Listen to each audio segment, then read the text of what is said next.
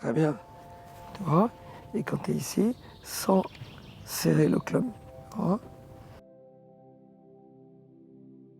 Et si tu fais bien, Ouais. tu dois sentir que le geste Ouais. est souple, fluide et lent. Ok. Oh. Voilà. Fluide.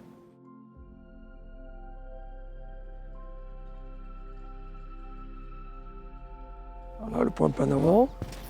Non, pas très... Fluide. Lent. Voilà. Et mieux. le club parallèle au sol.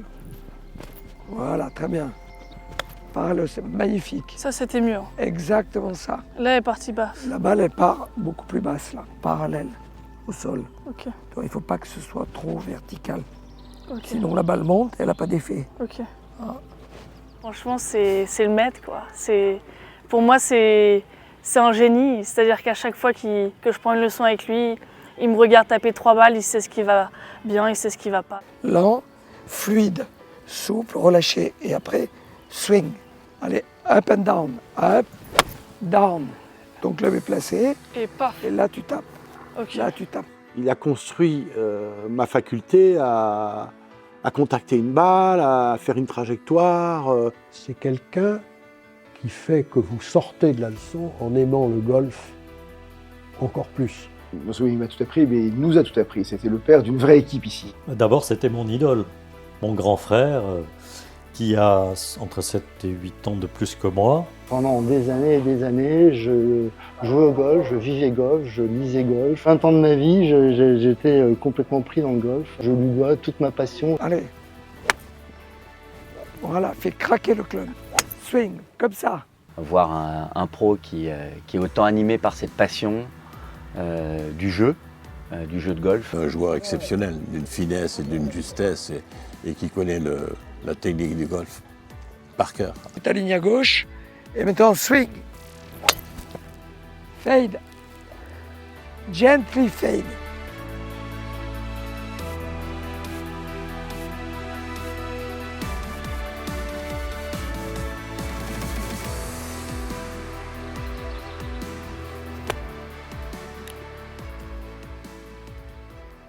Pas mal.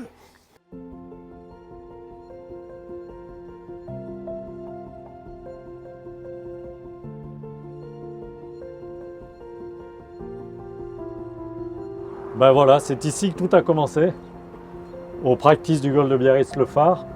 C'est ici que Paton a appris à jouer au golf, et moi aussi, avec le fameux Pierre Irigoyen.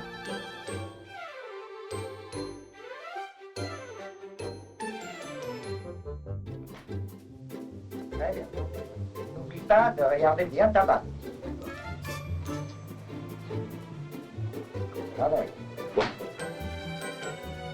C'est un monsieur qui était âgé, qui était passionné par le golf et qui a eu une vie en tant que joueur et en tant qu'enseignant extraordinaire. Il a joué, je crois, 12 fois à l'Open britannique et il y a d'ailleurs une petite vidéo de lui où on le voit, il jouait dans un des Open britanniques avec Bobby Jones. Il était passionné et il arrivait à nous transmettre ses connaissances, sa culture et sa passion. Et je crois que lui m'a beaucoup inspiré et aidé. Demain, je vais jouer à Chiverta avec Echevarria. Ah bon, très bien. Alors, n'oublie pas de faire ce que je t'ai dit. Bon, d'accord. Il nous racontait, oui, tout son vécu, tout un tas d'anecdotes. Je ne les ai plus en tête, mais tout un tas d'anecdotes qui maintenaient notre passion ou notre envie de découvrir d'autres choses, d'aller plus loin. Il est un impératif de ce jeu qui revient sans cesse à la bouche du professeur et que tous les joueurs de golf du monde gardent toujours à l'esprit. Ce mot clé, ce leitmotiv, c'est celui-ci. Regardez votre balle, regardez bien votre balle. Allez. Passez sur votre jambe à gauche. Oui, c'était un peu. D'abord, ça me rappelle plein de bonnes choses parce que cette cabane dans laquelle enseignait Pierre Irigoyen, qui n'avait qu'un œil à cette époque, je le rappelle, parce que pendant la guerre, il avait perdu un œil, mais il voyait très bien d'un seul œil. Et je me vois encore dans cette vidéo assis à côté de lui sur le banc à regarder ses cours Les cours donnés à ton frère ou à Les cours d'autres? donnés à mon frère et puis les cours donnés à d'autres aussi. Et c'est la cabane dans laquelle j'allais prendre mes 5 minutes de leçon le mercredi. Parce que je n'avais pas d'argent pour prendre des cours. Donc le mercredi, les jeunes pouvaient aller le voir à la queue leu-leu. Chacun, on avait droit à 5 minutes avec Pierre Irigoyen. Et en 5 minutes, il me replaçait la main gauche, la main droite. Il organisait mon setup pour que je sois bien placé. Juste une petite clé sur le swing, 5 minutes. Et après, suivant.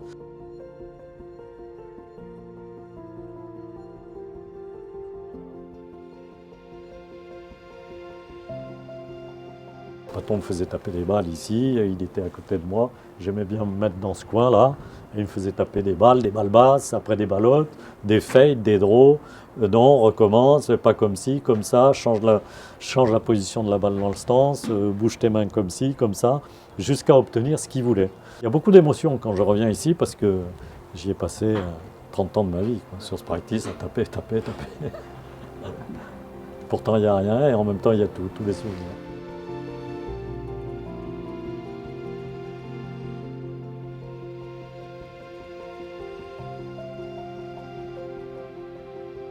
Au départ, je n'envisageais pas d'être professionnel de golf, mais j'ai envisagé d'essayer, grâce à lui, de m'améliorer, d'essayer de faire constamment des progrès, voilà, grâce à lui. Et puis, petit à petit, les progrès venant, j'ai envisagé d'en faire mon métier. Le niveau de mes études et de mes capacités scolaires étant assez limité, le choix était très facile.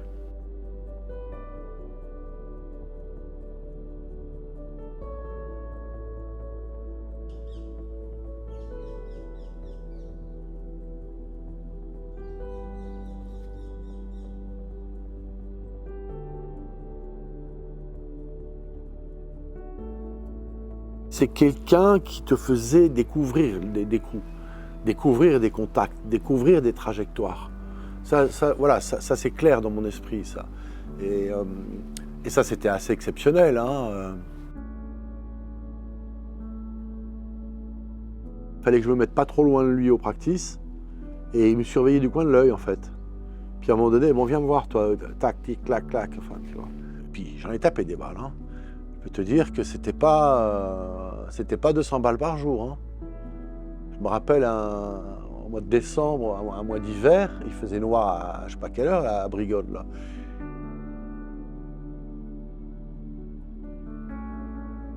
J'avais gravé dans la cabane 1850 balles dans la journée. Et c'était jamais assez, quoi. Tape des balles, tape des balles, tape des balles. Et je tapais des balles et j'arrêtais pas, À tel point que le matin, j'arrivais pas à ouvrir mes mains, quoi. J'étais là, j'avais les mains bloquées de courbatures, quoi. Et après aussi, je me suis fait opérer aussi un jour, donc je me suis retrouvé avec des points de suture. Et il fallait quand même que je tape des balles. Donc j'étais là, je tapais avec la tête comme ça.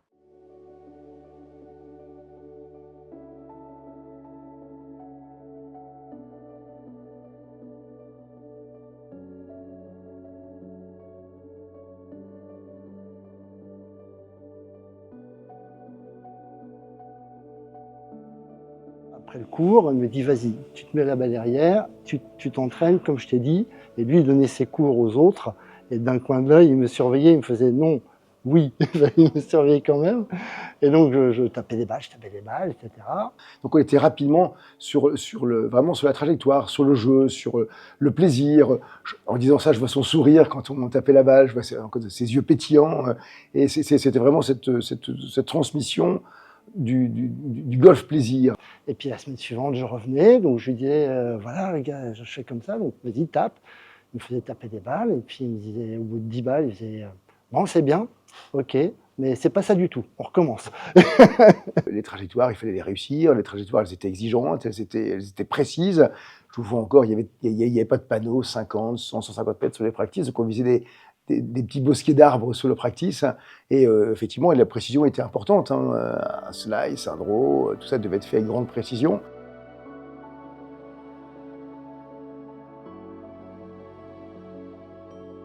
Même si je rentrais chez moi, j'avais des ampoules plein les mains, je ne pouvais plus rien toucher tellement j'avais tapé de balles, mais j'apprenais des choses, j'apprenais sans arrêt. On remettait le coup s'il n'était pas bien joué, on en remettait 5 s'il le fallait. Donc c'était plus dans cette exigence-là, mais il n'élevait pas la voix. Encore une fois, il avait une communication par, je répète, ses yeux, son accent qui était plutôt chaleureux et sympathique. C'était pas, il était pas juste là pour donner un cours et puis au suivant. Il était là pour vraiment transmettre quelque chose et partager. C'est beaucoup d'émotions de me souvenir de lui, de ces, je sais pas, 7, 8, 10 années qu'il a pu passer ici et qui ont été le début d'une magnifique aventure pour moi et puis pour les jeunes du golf de Brigode.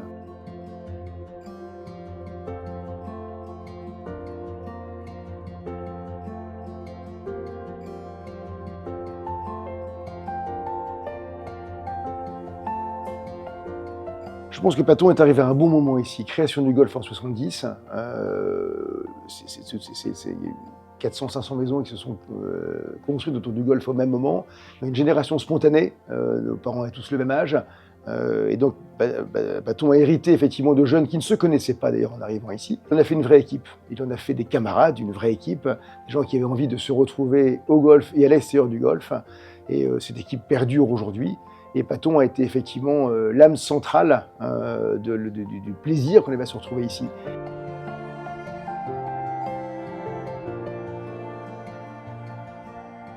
J'ai des souvenirs aussi de compétitions par équipe, voilà, où vraiment on partait ensemble, on jouait, on partageait. Il n'y avait pas que la compétition en elle-même.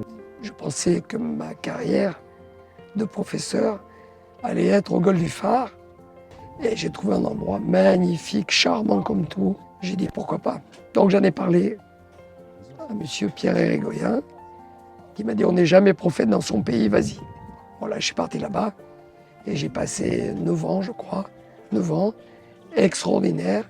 On était tous plutôt footballeurs, tennisman ou autre chose, et on s'est tous mis au golf. Et je pense vraiment que c'est lui qui a été le déclencheur de cette envie dans ce groupe à ce qu'on joue tous au golf. Donc je pense qu'il a effectivement cette capacité à faire aimer ce sport. Passion, transmission, plaisir, jeu, et je répète ce regard qui pour moi était vraiment important et qui nous emmenait véritablement.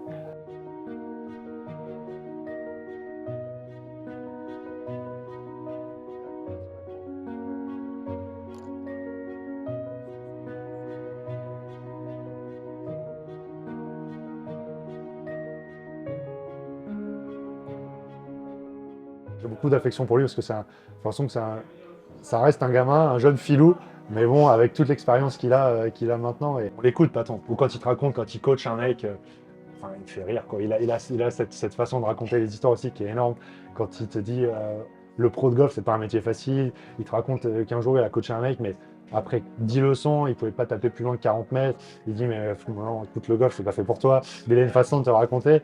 Quand on est à la grande table ici à Arcang, on est plié, quoi.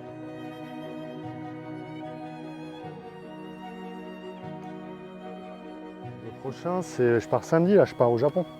Au Japon. Ouais. Il y a de beaux golfs au Japon. Ouais, je pense que c'est... Tu te souviens de ce parcours-là il y avait eu le championnat du monde, Tiger Woods, David Duval, là, ils avaient gagné là-bas en double. Ouais. Et je crois que c'est là-bas qu'on joue. Oui. Quelqu'un qui retransmet les souvenirs aussi du golf français parce qu'il en a participé, fait partie de cette génération qui a connu des grands noms, des coachs un peu... où il y avait encore, où tu avais vraiment genre le sud-ouest, où les mecs montaient à Paris, mais tu n'avais pas vraiment de golf partout ailleurs, un peu peut-être dans le sud-est. Et le golf venait aussi de cette région du Pays Basque, quoi, pas mal, où il y avait beaucoup de joueurs parce qu'il y avait des beaux golfs.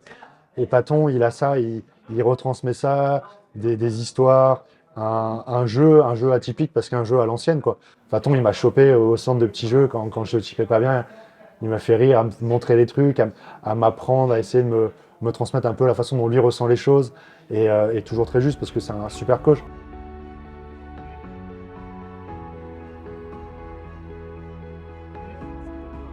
Quand je suis sur la côte basque et qu'Olivier est au travail avec ses joueurs, de temps en temps, moi je suis là. Voilà, et Olivier m'en confie un ou l'autre, comme ça, pour leur causer dans le poste et leur donner quelques informations sur l'attitude, le comportement, la manière, sur leur motivation, leur ambition, sur leur manière de faire, la manière d'occuper le temps, d'occuper l'espace, leur expliquer que le sport professionnel aujourd'hui, et notamment de golf, est très très élitiste. C'est un sport où on peut arriver à atteindre un certain niveau, et après, c'est difficile d'y rester, mais il faut toujours essayer d'aller plus haut, d'aller plus loin.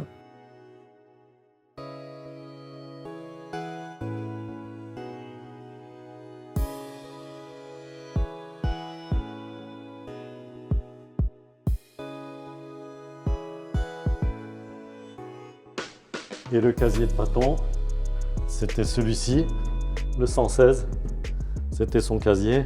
Il y avait toujours des jolies chaussures, toujours bien cirées. C'était des chaussures en cuir, à clous évidemment, clous bien pointus et puis bien cirés, et en cirant la semelle aussi. Un joueur exceptionnel, d'une finesse et d'une justesse, et qui connaît la technique du golf par cœur, à 100%. Au début, quand il est arrivé à Brigode, il n'y avait pas son agenda qui était plein. Mon premier souvenir, c'est avant les cabanes, là, il y avait un petit coin sur herbe et il tapait des balles. Puis là, je regardais, je dis, oh, qu'est-ce que c'est beau, qu'est-ce que c'est, comment il tape la balle. Enfin, tu vois, je restais comme ça des heures à le regarder taper. Paton était toujours très très bien soigné, toujours très bien habillé, toujours tiré à 4 épingles, les pantalons à pince, les chaussures à clous avec les longuettes, les polos plus ou moins avec des jolies couleurs, voilà, et le gilet à boutons. Voilà, c'était un peu les tenues, la visière plus que la casquette. Voilà, c'était un petit peu ça.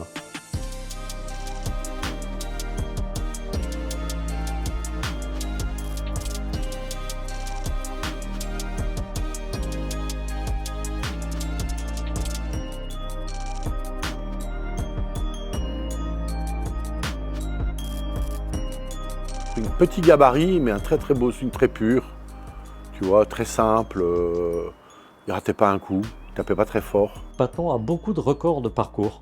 Il a fait des scores très bas, il a beaucoup de records de parcours. D'ailleurs, il est toujours passionné de jeu, il continue de jouer tout le temps. C'est pas le plus grand gabarit, pourtant il savait faire voyager le club et il sait encore le faire voyager de façon assez, on va dire, exemplaire. C'était un très bon joueur à tous les niveaux.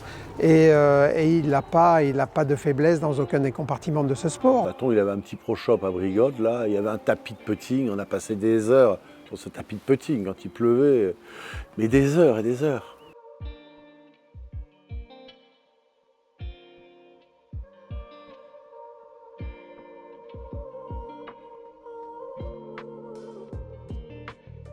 Et puis Olivier Léglise, il venait tout le temps à Brigode aussi, très souvent à Brigode. Donc on s'entraînait ensemble, on allait jouer sur le parcours ensemble. Puis lui nous rejoignait, dès qu'il pouvait, paf, il nous rejoignait au trou numéro 3, il prenait les clubs et puis passionné de jeu. Avec Olivier, on a fait plein de choses que j'aurais pas fait si j'étais pas rentré dans ce clan Léglise, tu vois. Voilà, je pense que c'est ça qui est important, c'est que tu t'étais pris un peu sous son aile à Paton, et puis t'allais à Biarritz faire les compétitions dans le Pays Basque, et t'allais à Fontarabie jouer je sais pas quoi, le Grand Prix de Fontarabie, le truc. Donc, toi, t'étais pris sous son aile, et puis tu rentrais dans le clan Léglise, en fait. C'est un peu ça.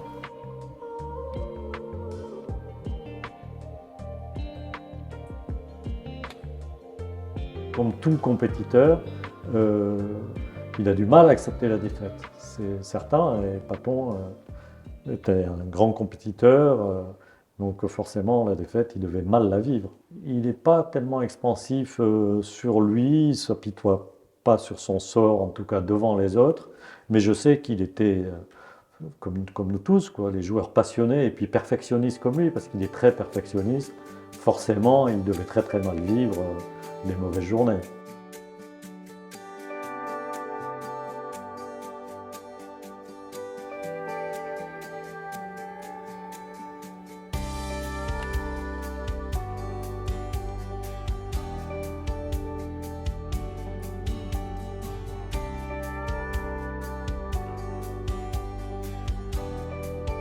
Tous les deux, on était passionnés, et donc on se stimulait et on essayait de faire le mieux possible. D'abord, c'était mon idole, mon grand frère, qui a entre 7 et 8 ans de plus que moi. Maintenant, c'est moi qui suis son idole. Voilà, maintenant, ça s'est inversé. et ce qui est tout à fait normal. C'est pas facile de jouer pour soi. Il y a beaucoup d'émotions et c'est pas facile de jouer dans la même partie avec ton frère parce que tu as aussi de l'émotion pour lui, la personne que tu aimes, et vice versa. Et c'était un grand frère protecteur, donc il était embêté lorsque je m'énervais, lorsque je prenais 3 putts, lorsque je jouais mal. Il avait peut-être du mal à se concentrer et vice versa, moi aussi. Donc c'était pas facile de jouer pour soi et en plus avec son frère dans la même partie. J'ai un souvenir, le championnat de France à Palmola, on jouait en dernière partie contre Jean Garayal, tous les deux. Et lui a pas du tout réussi à se mettre dans la partie au début. Et je sais en partie parce que j'étais là aussi dans le même groupe. Et peut-être aussi pour Jean, parce qu'il avait déclaré que ça allait être difficile pour lui de jouer contre les deux l'église. Il n'en avait pas un, il en avait 2. Mais il nous avait battus quand même.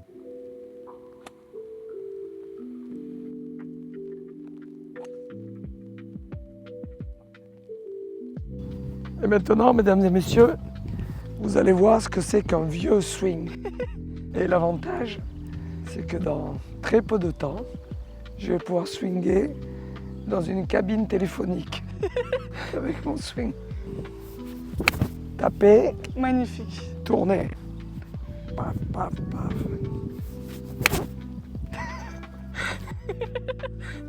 Vous l'avez vu ou pas?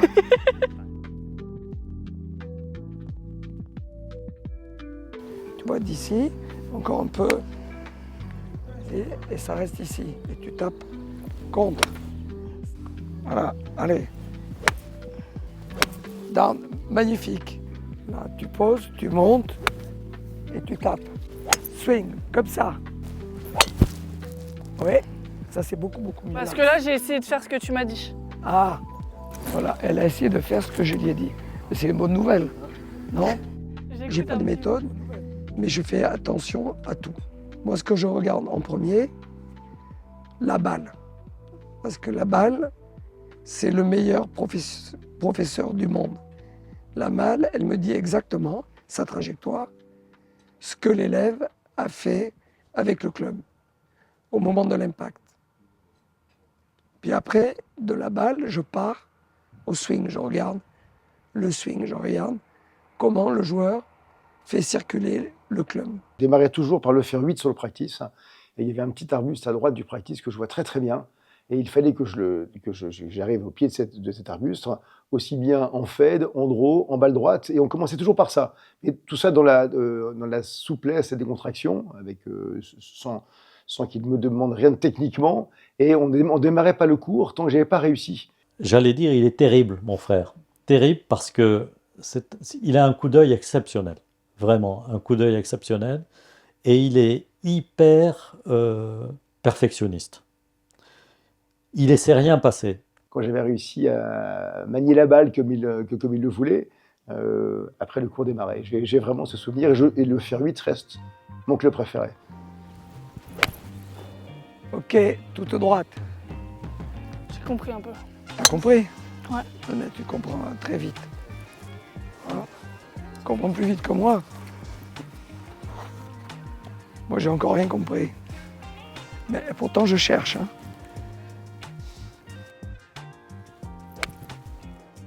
Ok. Une fois que moi, j'ai pris les informations auprès de la balle, je regarde la raison pour laquelle, dans le swing, la balle a eu telle ou telle trajectoire. Donc, je vais commencer à m'intéresser au grip. Après, je vais m'intéresser à la posture, à l'alignement. Et après, c'est du tâtonnement, du pâtonnement. Quand moi je l'ai vu enseigner aussi à Chantilly, à d'autres jeunes, c'était pareil. Voilà, tu vas me la prendre comme ça, tu vas me la couper comme ça, tu vas me la puncher comme ci, tu vas me la jouer clean, haut, en draw. Je suis aperçu au bout de quelques années que je lui servais un peu de cobaye. Quand je prenais beaucoup de cours avec lui, il se servait un petit peu de moi pour affiner sa propre technique d'enseignement. Et donc, il testait sur moi des méthodes, etc. On était un petit peu terrorisés quand on allait s'entraîner avec lui parce qu'on savait qu'il n'allait rien laisser passer. Et son côté très perfectionniste nous obligeait vraiment à nous investir beaucoup. Il était capable de te dire, voilà, tape-moi une balle, je veux qu'elle démarre en draw et qu'elle finisse en fade en fin de trajectoire. Et Benoît et moi, on tapait des milliers de balles toute la journée sur practice de brigade. Et Paton, entre deux leçons, venait nous voir. Il nous tournait dans tous les sens, pas comme ça, comme si, plus, moins. Mais en fait, il cherchait, si tu veux, à manipuler le swing par la trajectoire. Tu vois, et je pense que tout ça, ça m'est resté un peu. Je vais essayer de trouver des principes qui permettent à mon élève de faire mieux circuler le club dans l'espace pour essayer de ramener mieux la face du club au moment de l'impact.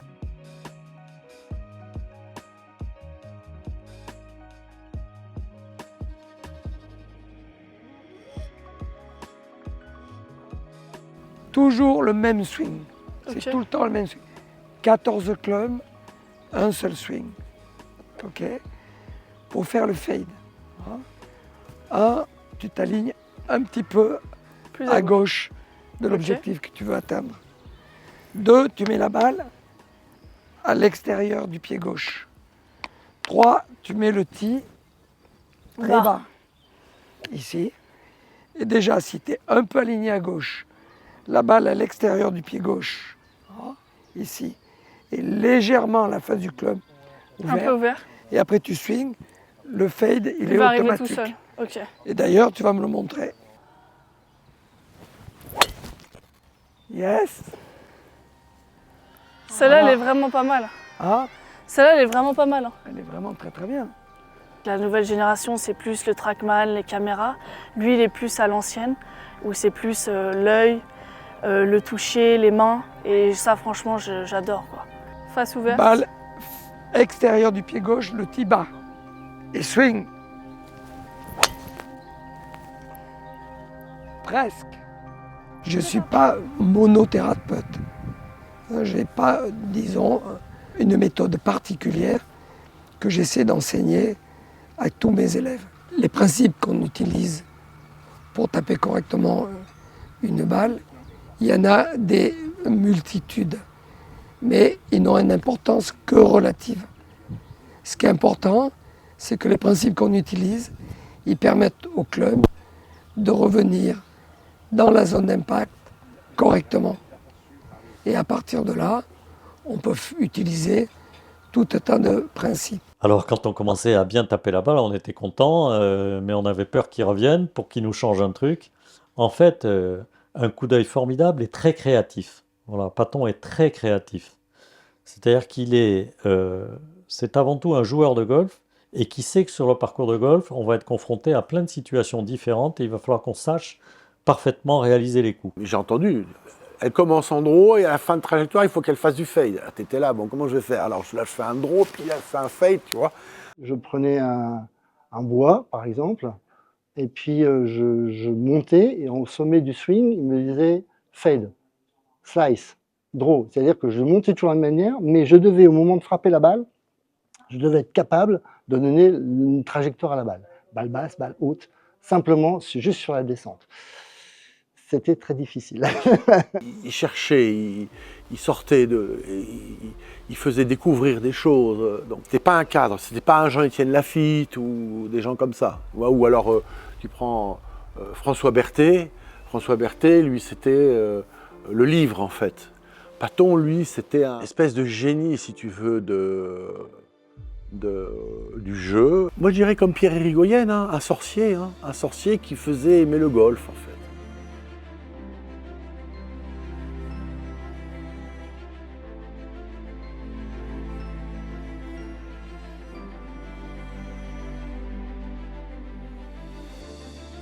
Trou numéro 14, le trou préféré de Paton, sur lequel il nous apprenait à taper des coups différents. Il nous chopait pour bien choper la balle. Donc regarde le trou, tu vois, il fait à peine 100 mètres. Il fait à peine 100 mètres, défendu par 2 bunkers, avec un petit green. Et là, c'est bien parce que le drapeau est court aujourd'hui. Ça fait partie des coups qu'on doit savoir faire, c'est-à-dire réussir à la faire tomber sur le green et l'arrêter tout de suite avec du backspin. Et c'est d'autant plus difficile lorsque le vent vient de l'arrière, comme aujourd'hui, c'est le vent de mer, c'est le vent habituel.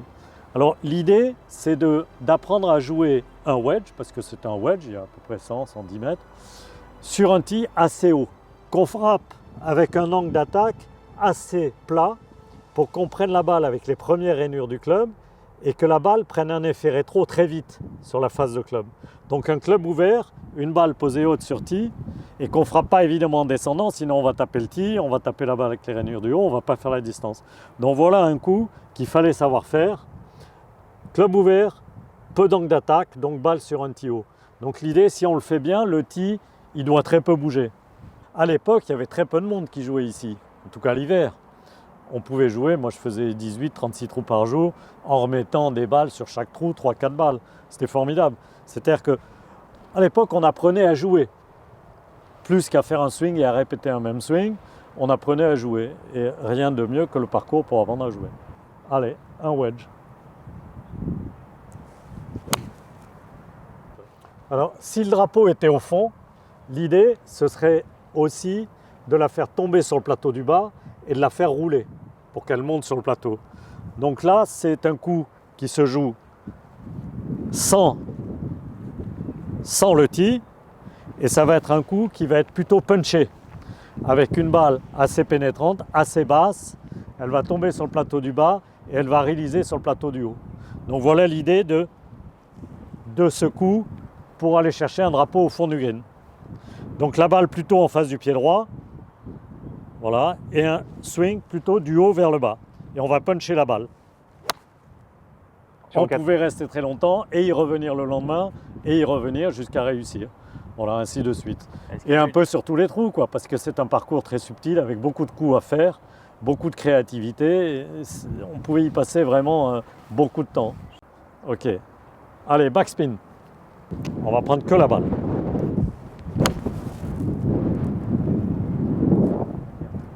Elle est revenue, regarde. Elle est tombée plus ou moins à hauteur du drapeau, un peu trop de spin, elle est revenue. Mais tu vois, là, j'ai pas touché le tee. J'ai pris que la balle, c'est pour ça qu'elle a eu beaucoup de backspin en tombant sur le green. Donc voilà. Paton serait content, il me dirait bien, c'est bon, on peut rentrer à la maison maintenant.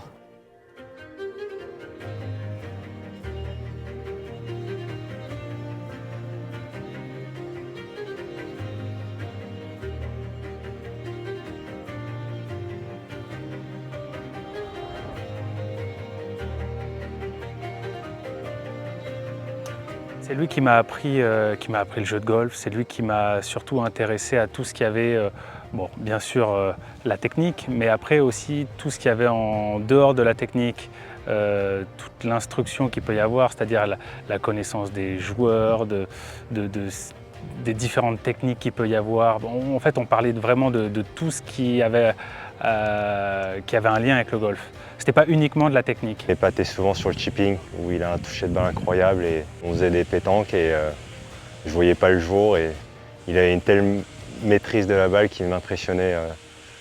Ouais, c'était facile pour lui.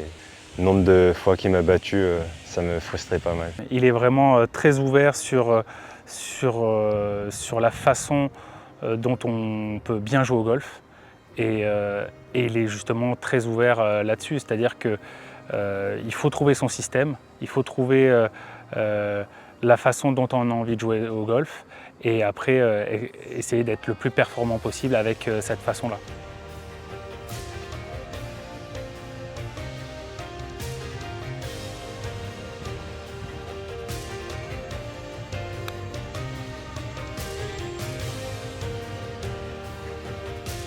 Tout de suite, j'ai compris que le jeu de golf, c'était quelque chose de très important. J'ai compris qu'avec lui, il se passait quelque chose de particulier. Et ça m'a vraiment donné envie de beaucoup jouer. Et il m'a tout de suite expliqué les bases de jeu. Et ça a été un choc, ouais, un vrai choc. La première leçon que j'ai prise avec lui, c'est comme si j'avais déjà pris 50 leçons avec lui. J'étais nouveau membre dans le club. Et il m'a tout de suite considéré comme une personne qui faisait partie de sa famille. C'était presque un deuxième père. Ouais. Donc, j'avais mon père chez moi et qui est à la maison, mais quand j'étais au golf, c'est lui qui me briefait, qui me coachait, qui me parlait, il me posait des questions sur ce que je faisais à l'école. Il n'y avait pas que le golf. Quand on parlait de famille, ouais, je me sentais faire partie de sa famille.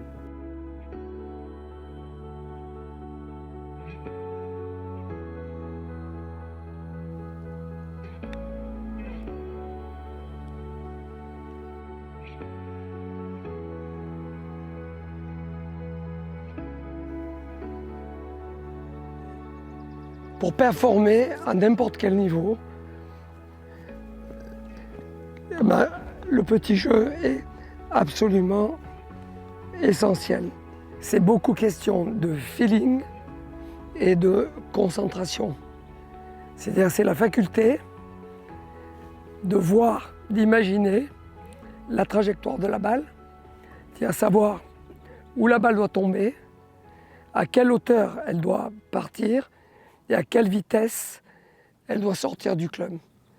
Après, c'est le choix du club avec lequel on va essayer de réaliser cette trajectoire. Et après, c'est question d'entraînement. Il faut en faire beaucoup, beaucoup, beaucoup. Il faut en faire des heures.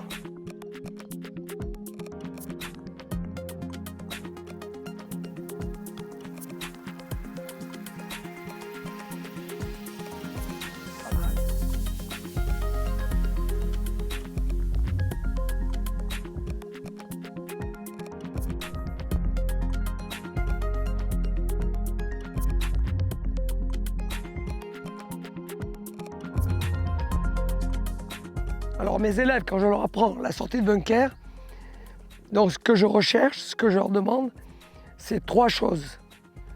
La première chose, c'est de taper dans le sable.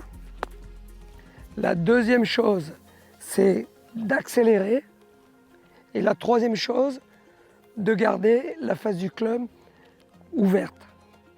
C'est ces 3 choses-là qu'il faut essayer de respecter. Et quand on arrive à le maîtriser, à le dominer, ça devient plus facile.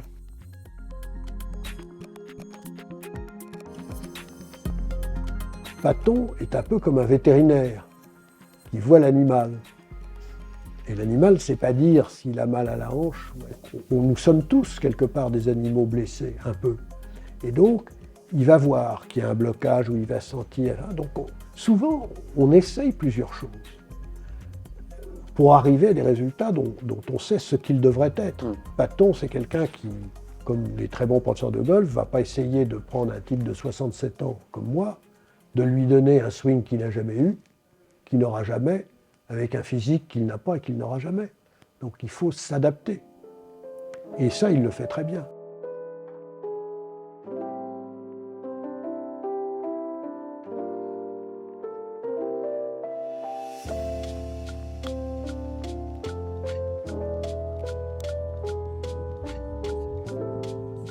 Disons, il y a 2 familles de swing.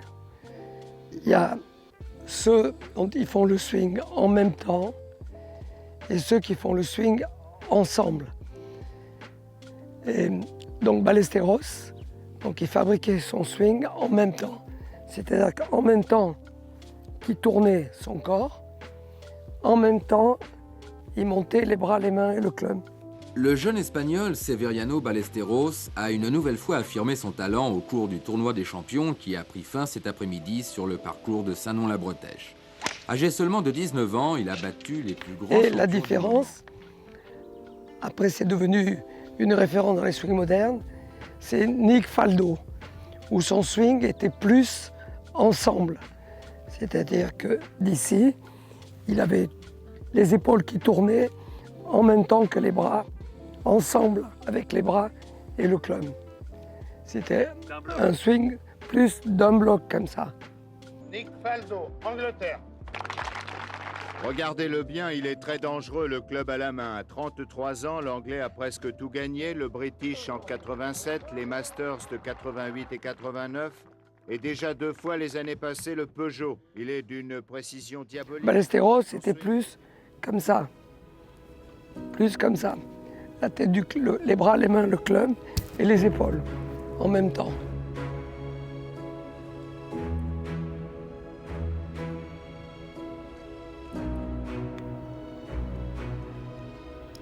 Quand on regarde les champions de tout temps jusqu'à aujourd'hui, il n'y en a pas un pour l'œil des non-initiés qui ont le même looking swing. Il n'y en a pas un qui est pareil. Il adore regarder, il adore comprendre. Donc lui, le soir, quand une fois qu'il a donné toutes ses leçons de golf et qu'il a dîné, il se met dans son canapé, regarde le golf à la télé. C'est quelqu'un qui connaît très bien la technique la plus moderne, qui est constamment en train de regarder les retransmissions des tournois du Tour américain, etc., qui connaît bien les swings des plus jeunes. Il adore les joueurs atypiques, c'est-à-dire qui font des swings non orthodoxes ou non conventionnels. Il adore ça, il adore voir les vrais talents. John Daly, Jim il Furyk. ne fait pas du tout le même swing que Jim Furyk. Et il ne fait pas le même swing que Scotty Scheffler. Quand il y a la Murat ici, quand il y a des grands championnats à Chantilly, il va sur le parcours, au lieu d'aller déjeuner, il va sur le parcours regarder des joueurs, il me dit tiens j'ai vu un Allemand, il faut absolument que tu ailles regarder ça, c'est exceptionnel. Toujours en train de s'interroger sur ce que ça peut t'apporter, ce qu'il faut comprendre, ce qu'il faut en retenir, etc. Donc lui, ce qu'il aime, c'est plutôt les joueurs qui ont du charisme, qui ont un vrai style personnel. Mais tous, avec des swings, des principes de construction de swing différents, ils arrivent au même résultat. Ils arrivent à faire 68. Alors je le taquine un peu parce que je lui envoie des vidéos de joueurs qui sont très stéréotypés, mais qui sont néanmoins parfaits techniquement. Mais voilà, je le taquine un peu. Je sais qu'il va me dire ah ouais, mais bon, ça me parle pas, je préfère lui.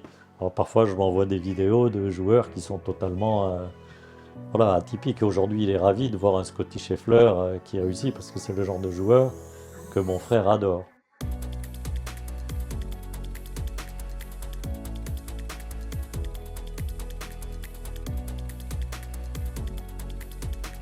Il montre souvent des joueurs anciens avec un finish bien derrière. Et franchement, le finish, je pense que c'est le meilleur conseil qu'il m'ait donné. Monte, tape. Magnifique. Donc après, il faut t'approprier ça et le faire en vrai. En vrai. Voilà. Et ça, celle-là, elle est bien. c'est la meilleure qui a été faite, au moins depuis 2 jours. Il arrive à créer un environnement où je lâche prise. C'est pas grave si on arrive 2 minutes en retard, c'est pas grave si tes clubs sont pas rangés de la bonne façon, c'est pas grave si ton swing le matin il est pas au top.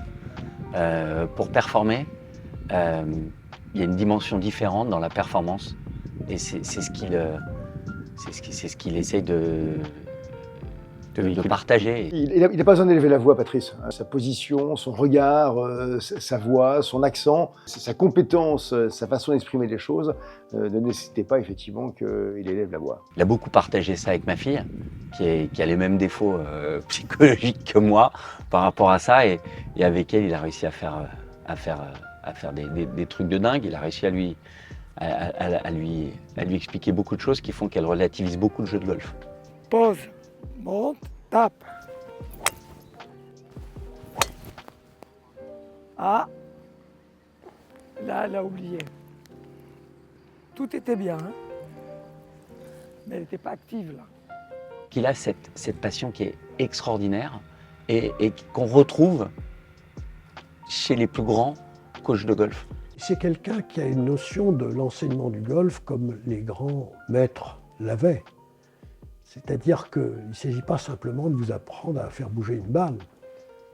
Il vous apprend à devenir golfeur, à aimer le sport, à aimer ceux qui le pratiquent bien, à les regarder. Moi, je l'ai vu faire travailler des professionnels. Je l'ai vu faire travailler mon petit-fils qui a 12 ans. Il fait les deux très bien. Et le fait que des très très bons joueurs de golf viennent de loin prendre des leçons avec Paton nous dit peut-être que c'est quelqu'un qui a toujours aujourd'hui quelque chose à apporter aux meilleurs. Tu vois la balle? Ouais, je la vois. Relâche tout et actif. Ok, elle sort dans la ligne. Ouais. Tu vois? Elle sort tout de droite. C'est un métier où il faut vraiment se prouver que son amour et sa passion pour le golf doit être vraiment sincère. À partir de là, on a un véritable plaisir à enseigner, à aider les gens, à les aider à progresser, à faire quelque chose. Voilà. Et cette passion et cet amour pour le golf, je crois qu'elle est sincère et elle ne m'a toujours pas quitté. Et j'ai toujours du plaisir à rencontrer quelqu'un, à parler de golf avec lui ou elle, à répondre à leurs questions. Et moi-même, j'adore taper des balles, regarder le swing d'un joueur, d'un champion, repérer quelque chose dans le swing, aller au practice le lendemain matin et essayer d'imiter, de faire ça et voir ce que ça donne et puis prendre des informations là-dessus. Ça m'amuse toujours. Yes. À l'extérieur. Aligne-toi plus à gauche. Très bien. Et maintenant, swing. Ok, regarde. Gently fade, ça s'appelle. Elle était bien celle-là. Elle était bien. Donc tu es capable. Plus droite, elle ne peut pas. Tu ne peux pas faire ça. Plus droite que ça. Magnifique. C'est pas mal. Hein? Merci. On peut aller déjeuner. Bravo, mademoiselle. Merci, Formidable. Paton. Alors, juste un dernier petit truc. Ok. Parce que, comme maintenant, tu as une carrière internationale, Ouais. mondiale, et que pour ce faire, tu fais tes études aux États-Unis, Ouais. je voudrais que, aux États-Unis, tu aies compris une chose. Ok. La pédagogie aux États-Unis, Ouais. l'enseignement, c'est la loi du nombre. Ça veut dire quoi? Ça veut dire que c'est la concurrence. D'accord? C'est élitiste aux États-Unis. Donc, c'est difficile. Donc, il faut accepter que ce soit difficile et accepter que tu dois travailler dur. Maintenant, tu dois t'approprier autre chose aux États-Unis qui est formidable. Ils ont une qualité extraordinaire. Les Américains, ils sont enthousiastes. C'est-à-dire n'importe qui, dans n'importe quelle activité, un Américain, il se dit, si lui, il l'a fait, je peux le faire. Oui. Et je vais le faire. Et tu dois t'imprégner Ça. de cet enthousiasme. Ok.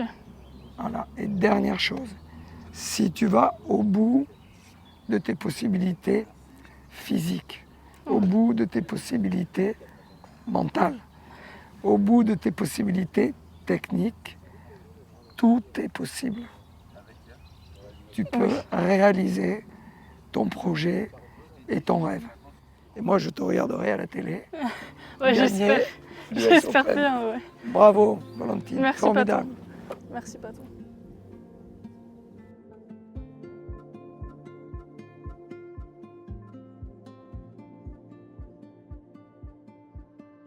Je pense que Paton, c'était un génie du golf, de l'enseignement, et qui n'a jamais été vraiment reconnu à sa juste valeur, je pense. Pour moi, c'est un confident, c'est un ami, c'est un référent, c'est un coach.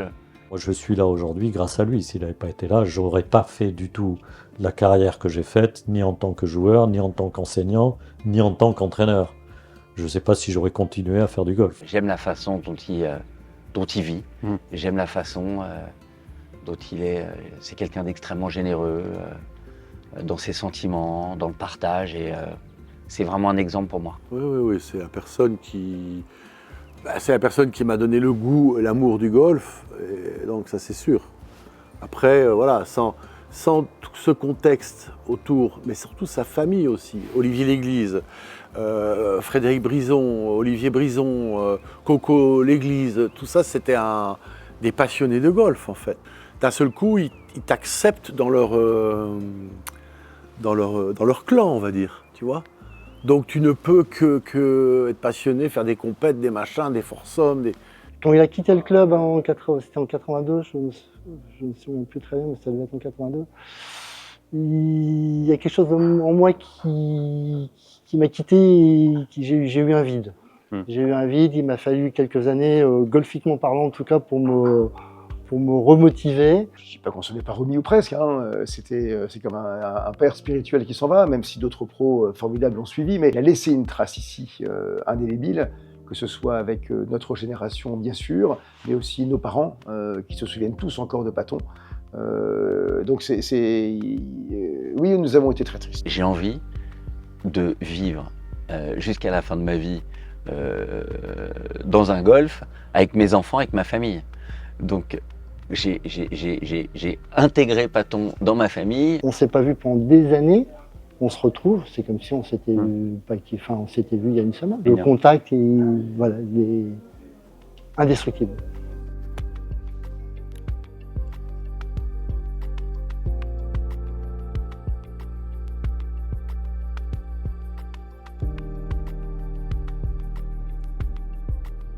De le voir 30 minutes, de le voir 1 heure, j'apprends toujours. Il est toujours là à me donner des conseils extraordinaires. Franchement, je ne peux pas rêver mieux. Merci d'être ce que tu es. Merci de m'avoir permis de comprendre ce jeu, de nous avoir tant donné. Merci. Paton, merci pour tout ce que tu m'as donné, pour tous les souvenirs que j'ai avec toi, et la passion que tu m'as donnée, et je n'oublierai jamais. C'est grâce à lui que le golf fait partie de ma vie, et c'est un cadeau inestimable qu'il m'a donné. Ah, moi, j'aimerais tellement le revoir, j'aimerais tellement pouvoir repasser un moment avec lui, sur un golf ou pas sur un golf, aucune importance. Jamais je me séparerai de lui parce qu'il me connaît tellement bien. C'est juste une personne extraordinaire et je le remercierai jamais assez pour tout ce qu'il a fait pour moi. Mais échanger avec lui, ces émotions qu'on a eues ensemble et que je pense qu'il a eu également. Donc j'aimerais bien le revoir. Le temps, c'est quelque chose de particulier et les moindres secondes que je passe avec lui, eh ben, c'est un trésor pour moi. Si je n'étais pas tombé dans les mains de ces gens-là, je ne serais pas là maintenant. Hein. C'est sûr et certain. Hein. Donc ils ont fait du bon boulot. J'ai autant de plaisir quand un de mes élèves qui a un certain âge a joué la médaille du club et a gagné la médaille du club, ou m'envoie sa carte de score qui est au-dessus de 80. Je suis heureux comme tout. Je lui ai évité de faire 100. Quel que soit leur âge, quel que soit leur niveau, c'est passionnant d'essayer de les aider. Et si je suis arrivé à leur faire aimer ce jeu et à faire quelques progrès, pour moi c'est la véritable récompense. Oui, c'est une vie totalement de passion, d'investissement, d'engagement, et totalement un plaisir immense. Et si c'était à refaire, je referais en améliorant mon swing quand même.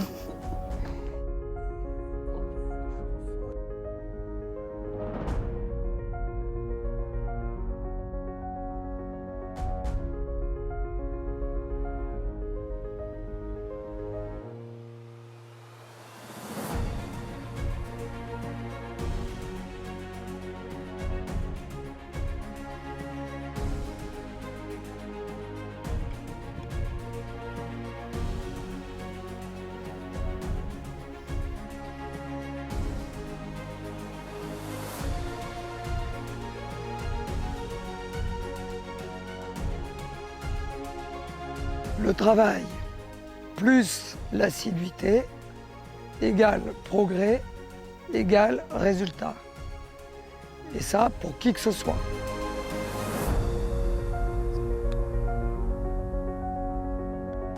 Je me souviens, il y avait les samedis après-midi, il y avait l'équipe de France qui jouait le tournoi des 5 nations. Et puis il me dit, Laurent, viens. Bon, je le suivais.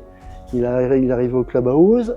Il regardait les cours qu'il avait le samedi après-midi, il prenait un crayon, il barrait, et il dit « Viens, on va à la maison, on va regarder le rugby. » J'avais été suivre un super joueur qui s'appelait Peter Townsend, je crois, et j'avais noté toutes ses cannes. Mais bon, lui, il tapait plus fort que Paton, tu vois. Et j'avais dit à Paton, tu vois, au trou de malin, il a pris le drive, il a pris un fer neuf, tu vois. Puis il avait regardé ça en disant « Mais qu'est-ce que tu veux que j'en fasse de ça ?» Et Peter Townsend, c'est pas mon niveau, c'est pas mon... Et donc j'allais chez lui, on regardait le rugby ensemble. J'avais droit à une part de gâteau au chocolat que faisait son épouse Zizou. Gâteau au chocolat, je m'en souviens encore, à tomber. C'était retour au sud-ouest, entre son accent, entre sa façon d'exprimer les choses. Et donc aller le voir chez lui, à Osgore ou à Biarritz l'été, c'était formidable parce que j'ai l'impression d'avoir bouclé la boucle, d'avoir compris mon Paton. Moi j'ai été champion de France dans toutes les catégories. J'ai été champion de France junior, champion de France amateur et professionnel, l'Omnium National, champion de France professionnel et champion de France senior. J'ai des copains qui prennent des leçons avec lui, je dis, tu te rends compte la chance que tu as de prendre des leçons avec lui, de passer du temps avec lui. Voilà. Est-ce que tu réalises bien le privilège que c'est de passer du temps avec quelqu'un qui connaît aussi bien le jeu? C'est aussi côté un peu excessif, quoi, mais quand je vois quelque chose de beau, quand je vois quelque chose qui est assez incroyable, eh ben, j'ai envie de le dire. Et c'est vrai que passer du temps avec Paton, c'est quelque chose d'exceptionnel.